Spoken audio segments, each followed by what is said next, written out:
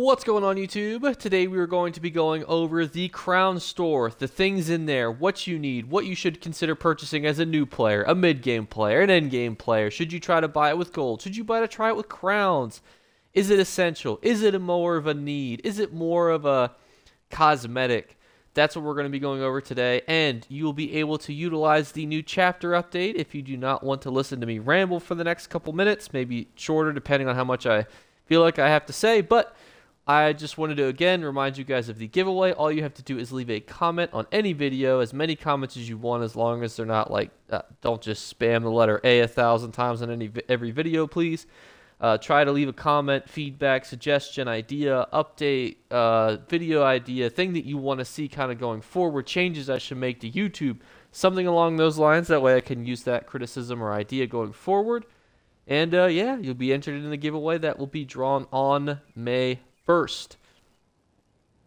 And the other thing that I wanted to talk about is the message or the question of the day, which will be, what was your favorite skill line to level up? So for me, my favorite skill line to level up was the Dark Brotherhood. Replaying it, it's not as fun as that same magic I had the first time. When I first played it, it was like the first new crazy skill line that was so different than all the other ones. And for me, it really stood out to me as something that was wholly different, and I loved it.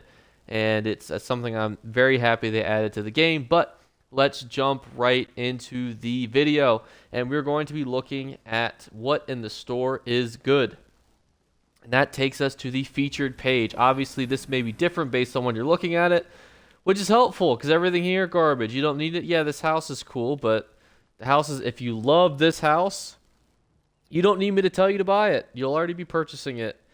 So don't even worry about it. And we'll talk to crown crates individually. This right here is actually the best thing on this page, and that is because this will give you a free house in one of the 3 starter zones based on the alliance. And if you have a character of each alliance, you'll get 3 houses for free, which is amazing because that's 3 free fast travel points in all of the main starter areas. ESO Plus, that brings us to the same kind of mumbo jumbo. Again, just as a reminder though, when you gift something, even if you have it on sale, it takes the sale price away. Only when you buy it for yourself do you get that sale. Special offers, the Any Race, Any Alliance bundle can actually be pretty decent. It is one of the only things that I will suggest to you from this page, and that is just based on if you feel as though you need the Any Race, Any Alliance upgrade. Now, depending on when you bought ESO, likely you have this for free. So this is, so you see where it says collected for me, that means that I already have it. So that means that I would be getting just the other nonsense from in here, which is worth essentially nothing. And then these other 3 things are not worth purchasing. This is not terrible. It gives you a free mount. Or no, it's not even a mount. It's a pet. I take it back. It is terrible. Crown experience scrolls, you can buy that for much cheaper as an actual Sigic Ambrosia off the market. Not something I think is going to be worth investing in. Absolutely terrible, and these other 2 things are as well. Again, you're going to be getting a horse when you level up, so you might think, oh, 1,800 crowns, it's fair for a horse. You already get a horse. Or you could just buy a horse with 40,000 gold. 40,000 gold is going to be cheaper on most markets than this bundle right here. So, skip. Crown crates, very interesting shout here. I think that crown crates are okay to purchase. However, if you're a new player, don't feel like you have to invest in crown crates. There's nothing that's like, oh my gosh, everyone's buying all these crown crates and yada, yada, yada. Like, I feel like I need to just do your daily endeavors. Eventually, you'll save up and you'll be able to buy anything that you want from the active crown crates. Nothing in here is a gameplay advantage except for arguably all the way at the bottom here. And that is just going to be the mount speed. This is the only real upgrades that you could get.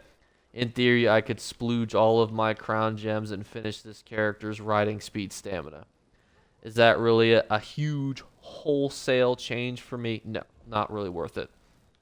DLCs. This is where we get a little frisky here, people.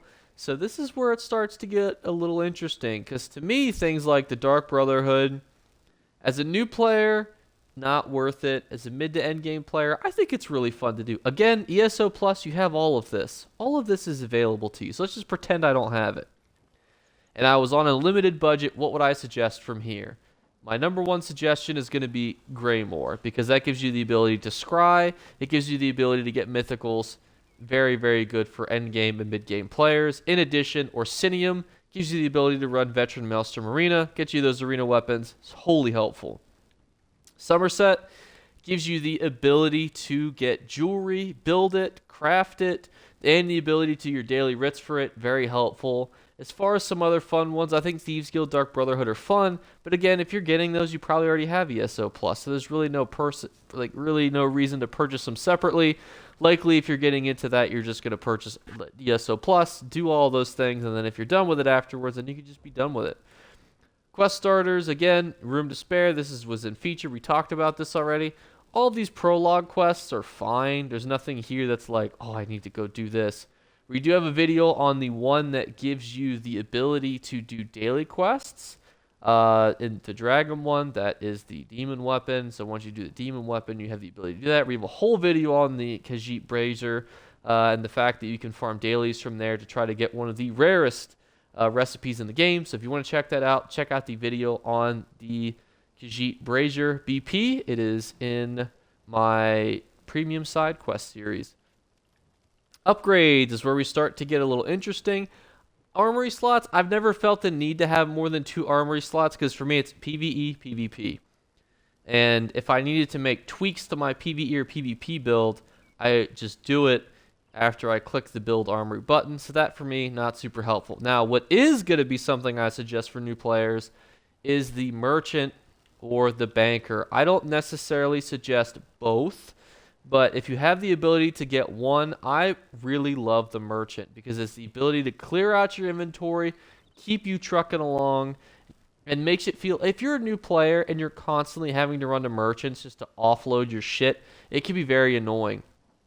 Another really interesting shout is the lady who can deconstruct items. I think this is also really good too.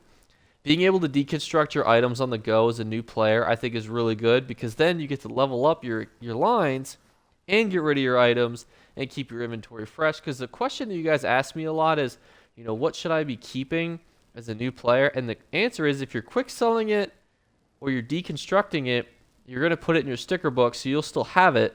And it just more comes down to, would you rather have a good chunk of gold for it or your crafting items? Armory Assistant, worthless, don't buy them. And again, all these merchants and the bankers that are different looking, same shit, they do the same thing. All character, it's all preference. Character slots, very helpful. I will be maxing out my character slots at some point. I try to, again, I don't like to use my money, so I like to just put my ESO Plus crowns into it. Or if people are selling crowns at a fair rate, I'll buy the character slots. But having extra characters is wholly helpful. Whole video on that you guys should check out. Because profiting off your alt characters is extremely helpful. Necromancers and Wardens, both helpful. Just consider that these both come inside other DLCs. So you don't have to, if you likely have this based on if you own the chapter. So if you don't have the ability to get a Warden or Necromancer, I actually think that they're worth picking up. But likely if you have the chapters, like if you bought the ESO Plus version or the ESO most recent version with the different chapters in it, you'll have both of these already. Same, you may have the digital edition with the Imperial Edition upgrade. You may have it, you may not. Is it worth it? Honestly, playing as Imperial is really not anything too good. It's not terrible, but again, as a race, Imperials are not the best at anything. Nobody's like, oh, I need to be an Imperial for this. So I really don't think it's worth it unless it's something you have already or you really want to be an Imperial. But for me, I don't like that they kind of sidetracked it and made it a special thing. None of these things are worth getting. Bag space upgrades. Now, these 2 pets are really interesting because what these do is they give you 5 slots on all of your characters. This is really helpful for people like me who do their daily writs across multiple characters. That's free bag space on all of them. So if you have maxed out characters and you don't want to go through bag space upgrades, because again, you can buy this with gold. So just disregard that this is an option. This is worthless. These 2 things are really good. I suggest these for more of your mid to end game players. Outfit slots, garbage. Ride speed, garbage. Just do it daily. If you need one of these things for whatever reason, sure, you can do it, except for an outfits change token. Please don't buy an outfit change token. It's not worth it. And anything else, it just kind of comes down to you need it. Is there any skill lines that I would suggest you purchase? Well, you could probably guess the answer, and that is no.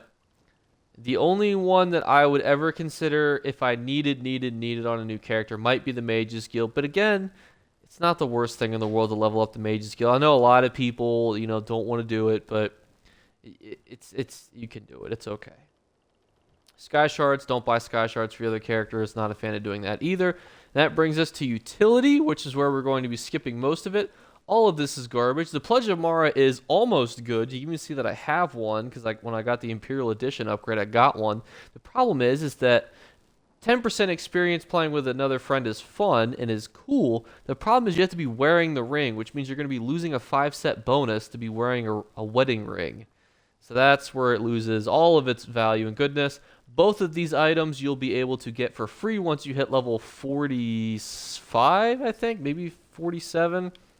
So this, also garbage. Also, you can respec for gold, so why waste your hard-earned money for that? All of this, garbage. Don't need any of this. Houses. Most of you will assume the answer is none of these houses are worthless. And to that, I would say the answer is not quite so simple. Now, there are really nice houses. And for example, a lot of these houses can be purchased with gold. Now, why would I be telling you guys to purchase a house? You may be wondering, and that is because they are free fast travel points. So for example, if you wanted to go as a free, so if you wanted a free little port over to Mournhold, which is the trading hub of the game, you could just buy the Flaming Nyx Garret. And we'll take myself over here while I continue to finish this thought. Obviously, houses also have a purpose outside of free fast travel points. But this is just something that I feel like people don't consider a whole lot. Is just like, if you have this as a fast travel point, you don't have to pay the way shrine fee, and you can fast travel to the outside of it. I mean, look at this. It's not nothing special, but it's 13,000 gold. So we are going to be picking that up right now on the video. Boom, we now own this house. And now I can show you what this will do for you now. Because it used to be you had to fast travel to the inside of the house, and then you could walk to the outside of the house. That's 2 whole loading screens, and you know what they say about loading screens, and that is that they are worthless. So what you can do here is travel to the outside of it. So while I'm traveling to the outside, I'll continue to finish this thought. So if you find yourself going to the trade hubs and the different capitals, I actually strongly 13,000 gold, and you never have to pay to travel to a way shrine in Mournhold again, which is realistically where you're going to be spending a lot of your time. So it's not a bad pickup. And we're going to go back into the crown store. Obviously, too, you can pick up some of the houses at the other end. It's, again, I have a house. I can't dog on housing because I love housing. It's one of my favorite things to do with the game, so can't hate on it too much. I have a lot of houses. Furniture is where it gets a little interesting. All of these things are cosmetic, so I'm not going to suggest that for any of you new players, mid-games, end-game players. If you like it, you like it. Here it gets interesting. This is a free respec of your health, magicka, stamina, and ultimate. Whenever I would do battlegrounds, I actually would stand next to one of these, and then that way, anytime I would come out, I'd have my full ultimate immediately back up again. This one is also really nice too. This is very different though now. So what this can do is you can now use this to increase your vampirism and decrease your vampirism using these 2 items.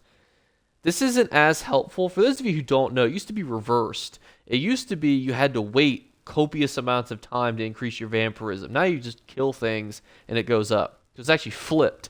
It used to be you had to not feed to get your vampirism to stage 4, and then at that point you're like, holy Lord God, please allow this to go faster.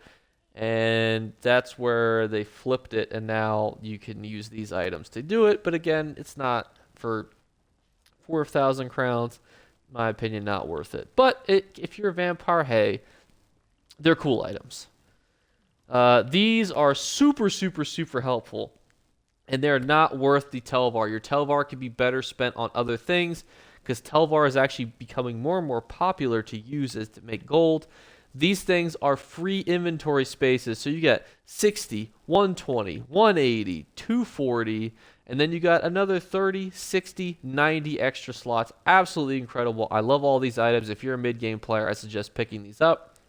All of this is garbage, garbage, garbage, and on to the next style. This is just all style stuff. Nothing really particular here. If you like it, you like it. If not, not. Hey, moving on. Crown Mimic Stones.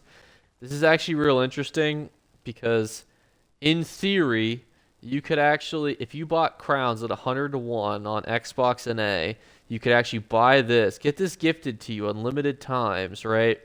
And flip it into a profit each time. But that's a whole separate conversation. And again, you're probably going to be looking at closer to 150 to 1, so it's probably not worth risking it. But researches are real interesting. If I had to suggest something, it's not bad. But again, like, so for example, let's talk about why you would be researching something and you would need it right away. So you're like, I need to use the 5,000 crowns. So say like I needed to transmute a piece of divine, I'm wearing a chess piece of you know, somethingness, the ultimate chess piece of magicka damage hoo-ha-ness, and it's in training. I need to make it divines. I could just go to a new character, make that the only trait that they knew was how to take medium armor and make it to divines. It would take 2 hours. Wait those 2 hours, take the transmute piece of magicka-ness, give it to that character, go to a transmute station, transmute it, give it back to my other character. You're not going to be in a situation where you're like going to have to wait 15 days to transmute a piece because you have multiple characters, you can use them like that. So on its face, not too bad, but at the end of the day, I don't think they're worth getting. All of these things can be gained for much cheaper than they are with crowns. Wardrobe is all cosmetic. Don't really suggest it for anyone. Dyes, garbage. Mounts, garbage. You'll get mounts by leveling up. All the ones in here don't even look very good. Non-combat pets, not helpful. And that takes us all the way through. So in conclusion, if you're a new player, I strongly suggest having the assistants. And if you're a mid-game player, I suggest grabbing, if you don't have the assistants, obviously, you should grab them. Grab some houses that you can use as free travel stations around Tamriel. Some of them, even the more expensive ones, are worth getting. If you pay 180 gold to travel every single time, you're going to get 13,000 gold back pretty quickly. And if you're an endgame player, mid-game player, you're going to want Orsinium, you're going to want Western Skyrim, you're going to want Somerset. And then if you're looking at other fun little gold methods, you can look at things like Elsewhere, like the Dark Brotherhood, like the Thieves Guild line. And, you know, it's worth doing. Also, if you're a new player, I think Necromancer is a good pickup. I think getting the Warden are also good pickups. They're fun classes. In my opinion, there's nothing worse than watching people play as these other fun classes and being like, well, I can't use that. So, I mean, those are worth investing as a new player as well. Storm crates, again, crown crates in general, because these will cycle through. Not super important. But again, if you like it, you like it. If you want to roll your odds, roll your dice, especially if you're buying crowns with gold, I am a fiend if I see a good crown to gold ratio and I see someone selling, I'll buy crowns. Or I'll buy gold with crown, or I'll buy crowns with gold and I'll test my odds and I'll get fucking jack shit. And then I'll be like, man, I just wasted 750,000 gold or however much I wasted on it. And then I'll move on with my day. But that's going to wrap up this video. Let me know what you guys thought. Is there anything else in this crown store that you think is a hidden gem that people need to invest in? Let me know in the comments below. And I'll catch you guys tomorrow when I will be talking about the vendors.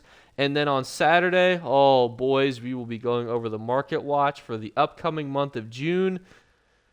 Whew, for using the month of May and how to prepare for it. And oh God, the script is so long already.